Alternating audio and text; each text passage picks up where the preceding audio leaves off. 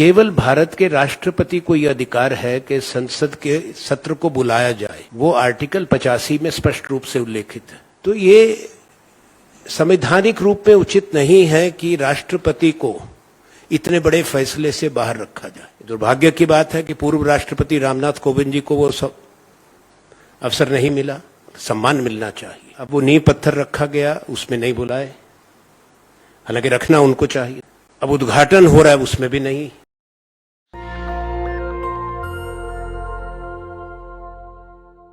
कुछ साल पहले कोविड महामारी के दौरान भारत सरकार का एक बड़ा फैसला था और लॉकडाउन के दौरान जब देश में त्राही हो रही थी तो एक भव्य इमारत भारत की संसद की बनाने का निर्णय किया गया। हाँ, कोई 900 करोड़ उस पे रुपया लगा भारत का। हिडन कॉस्ट होती हैं जिसको तो सरकारी जानती है। पहली बात तो औचित्य की बात है, आवश्यकता की बात है कि क्या ये न्यायोचित था ये करना भी।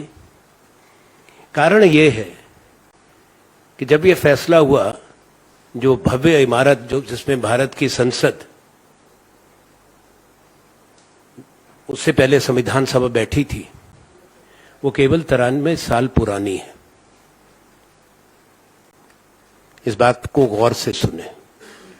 दुनिया के किसी प्रजातंत्र ने इतिहास में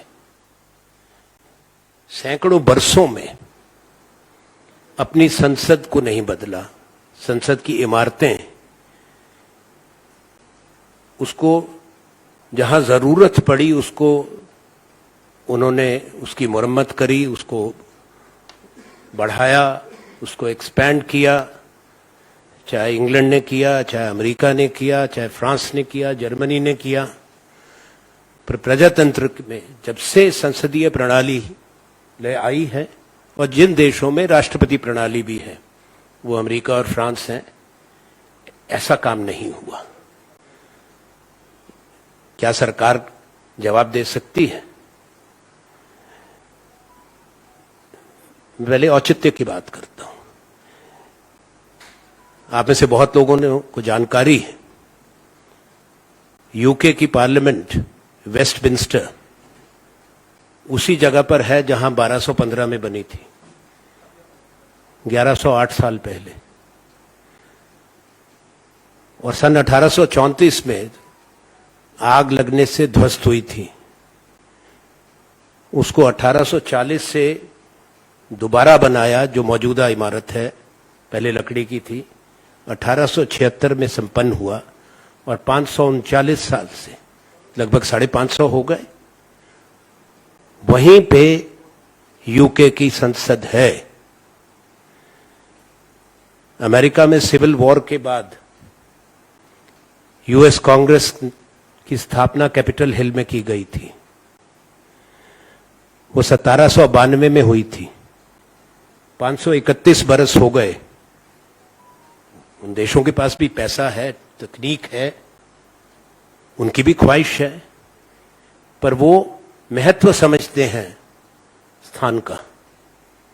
फ्रांस, मुझे नहीं मालूम आप में से कितने लोगों ने ये सब स्थान देखे हैं। वहां की जो संसद है वो पैलेस बर्बन में है, 1728 से। सैकड़ों वर्षों से, बहुत मिसालें मेरे पास और हैं। जर्मनी की है, हिटलर के समय में राइक्सटाग, जो बुंडेस्टाग है, जल गया था, जला दिया गया था। उसके बाद जर्मनी का बंटवारा हुआ था द्वितीय विश्व युद्ध के बाद। उनकी राजधानी बॉन चली गई थी, बर्लिन भी बंटवारे में गई थी। जब जर्मन रीयूनिफिकेशन हुआ, उसके बाद दोबारा बॉन से राजधानी वापस बर्लिन आई, और पुरानी जो जगह थी उसी पे दोबारा, उसी स्थान पे, उन्हीं नक्शों पे उन्होंने दोबारा बनाई इमारत। और ये दुनिया के दूसरे जो महाद्वीप है जहां प्रजातंत्र का सम्मान होता है, वहां भी यही है। पर अब इमारत बन चुकी है। मैं ये भी यहां पे कहना चाहता हूं कि पहले भी जो बनी थी, हमारी तो इनके तुलना में बहुत कम आयु की है और बड़ी मजबूत इमारत जिसको आप सबने देखा, उससे देश का एक संविधान ही नहीं है वहां बनाया गया। इतिहास जुड़ा है भारत की आजादी का। वो केवल एक इमारत नहीं है, भारत के लिए, भारत की जनता के लिए। अब ये कहना आसान है कि अंग्रेजों के वक्त की बनी थी। किसका पैसा था? भारत का। कहां के कारीगर थे? हिंदुस्तान के। कहां के मजदूर थे? हिंदुस्तान के। ये पत्थर जो रेड सैंडस्टोन है कहां का था? हिंदुस्तान का। दिल्ली से 40 किलोमीटर दूर पे जो अरावली के पहाड़ है वहां से पत्थर था। तो सरकार को ये बातें जो उठाई जा रही हैं आज, उसका जवाब तो देना पड़ेगा। दूसरा संवैधानिक प्रश्न है, क्या है भारत की संसद? भारत के संविधान के आर्टिकल 79 में स्पष्ट रूप से उल्लेखित है। मैंने कल इस पे टिप्पणी करी थी, आप में से कुछ ने देखा होगा। संसद भारत की, पार्लियामेंट, वो कौन बनाते हैं? राष्ट्रपति, काउंसिल ऑफ स्टेट्स राज्यसभा और लोकसभा, बस 3। भारत के महामहिम राष्ट्रपति, क्योंकि हमारा एक जो संविधान है और जो उसकी स्वरूप है, तो उसमें राज्यों का एक अपना अधिकार है। तो पहला सदन संसद का राज्यसभा है, इसमें राज्यों के चुने हुए प्रतिनिधि बैठते हैं, भारतीय गणतंत्र के। और दूसरा लोकसभा है। केवल भारत के राष्ट्रपति को यह अधिकार है कि संसद के सत्र को बुलाया जाए। वो आर्टिकल 85 में स्पष्ट रूप से उल्लेखित है। और आपको मालूम भी होगा, पर मैं कहना चाहता हूं, केवल महामहिम राष्ट्रपति भारत के सदन बुलाने का संवैधानिक अधिकार रखते हैं। और हर सदस्य को, चाहे वो लोकसभा का सदस्य है या राज्यसभा को, उसको लाल रंग का सम्मन मिलता है।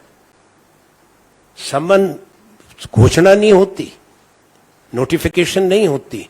हर मेंबर को, हर सदस्य को निजी रूप से राष्ट्रपति का सम्मन आता है कि इस तारीख से इस तारीख तक सत्र बुलाया गया।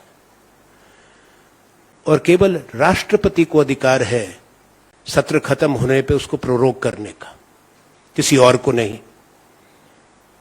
ना वो लोकसभा के अध्यक्ष करते हैं, वो एडजर्न करते हैं। राज्यसभा के चेयरमैन एडजर्न करते हैं। प्रोरोग करना, उसकी नोटिफिकेशन होती है गजट की, राष्ट्रपति। लोकसभा को भंग करना, चुनाव बुलाना, वो अधिकार केवल राष्ट्रपति का। तो ये संवैधानिक रूप में उचित नहीं है कि राष्ट्रपति को इतने बड़े फैसले से बाहर रखा जाए। दुर्भाग्य की बात है कि पूर्व राष्ट्रपति रामनाथ कोविंद जी को वो सब अवसर नहीं मिला। सम्मान मिलना चाहिए। अब वो नींव पत्थर रखा गया, उसमें नहीं बुलाए, हालांकि रखना उनको चाहिए था। अब उद्घाटन हो रहा है, उसमें भी नहीं। तो एक सैद्धांतिक बात है।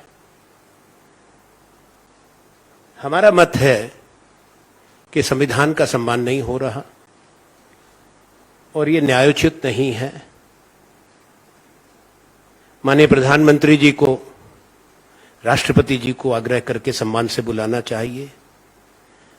ये बात भी अच्छी नहीं, संदेश अच्छा नहीं कि पहली बार कोविंद जी थे। कांग्रेस अध्यक्ष ने आज इस पे अपना कुछ बयान दिया है। और अब एक हमारी अनुसूचित जाति की ट्राइबल राष्ट्रपति हैं, महामहिम, उनको भी दूर रखा जाए।